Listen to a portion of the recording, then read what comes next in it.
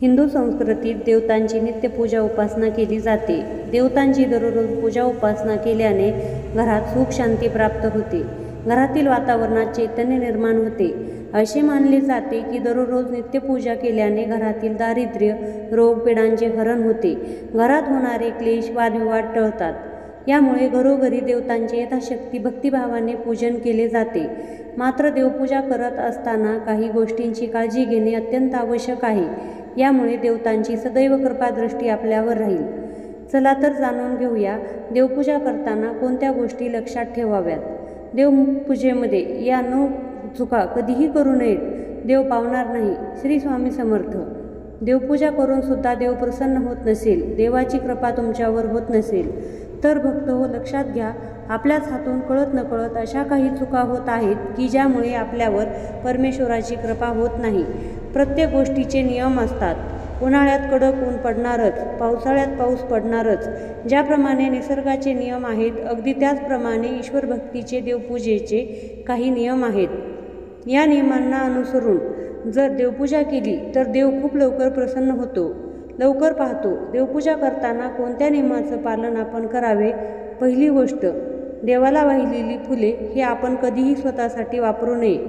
बऱ्याचदा आपल्या घरात ज्या मुली असतात, ज्या गृहिणी असतात, देवाला वाहिलेली फुले स्वतःसाठी वापरतात.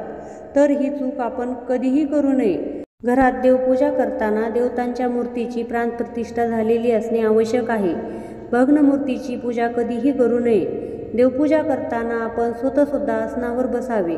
एखादं कापड घ्यायचं असतं किंवा पाट घेऊन त्यावर आपण बसून पूजा करायची असते. आपलं आसन हे देवाच्या पातळीच्या निम्न पातळीवर म्हणजे खाली असावं.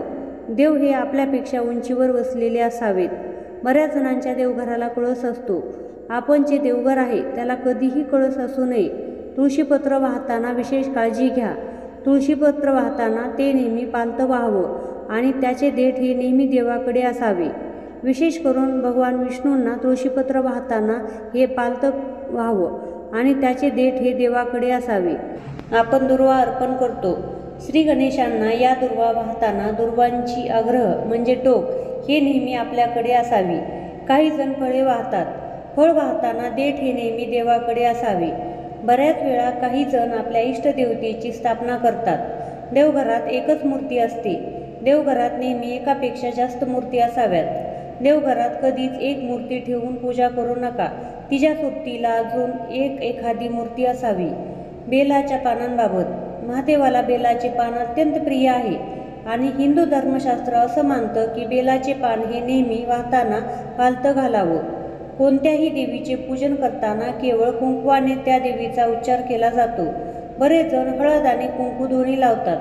दोन्ही चालेल, मात्र त्या ठिकाणी कुंकू हे अनिवार्य आहे. देवीला कुंकू हे नेहमी लावायलाच हवं. नैवेद्य हा नेहमी देवाच्या उजव्या बाजूला ठेवावा. जी मूर्ती आहे त्या मूर्तीच्या उजव्या हाताला. देवघरात बऱ्याच मूर्त्या असतात, म्हणून देवघराच्या उजव्या बाजूला आपण जेथे बसलो आहोत त्याच्या आपोआप डाव्या बाजूला येईल.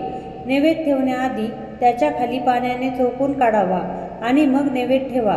तसेच दुर्वा असतील, तुळशीपत्र असेल, फुले असतील, त्याने या नैवेद्यावर प्रोक्षण करा. काही नैवेद्य असतात ते काही देवी देवतांना खूप आवडत असतात. भोलेनाथ यांना दहीभात खूप प्रिय आहे. सोमवार असेल आणि तुम्ही महादेवाची पूजा करतात तर दहीभाताचा नैवेद्य नक्की अर्पण करा. गणपती बाप्पांना मोदक अतिशय प्रिय आहेत. सूर्यदेवांना गुळ भात खूप आवडतो. भगवान श्री विष्णूंना दूध भात आवडतो.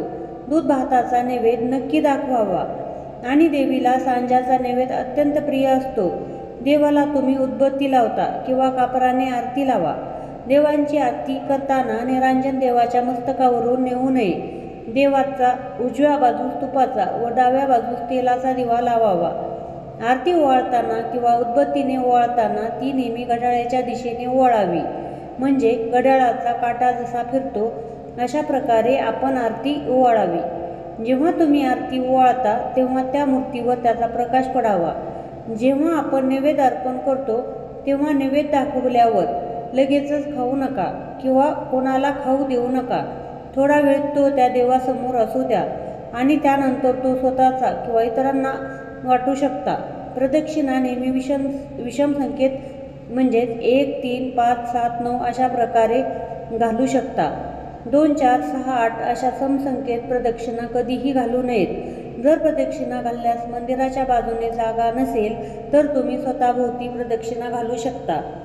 उजवीकडून डावीकडे ज्याप्रमाणे घड्याळाचा काटा फिरतो त्याप्रमाणे प्रदक्षिणा घालावी.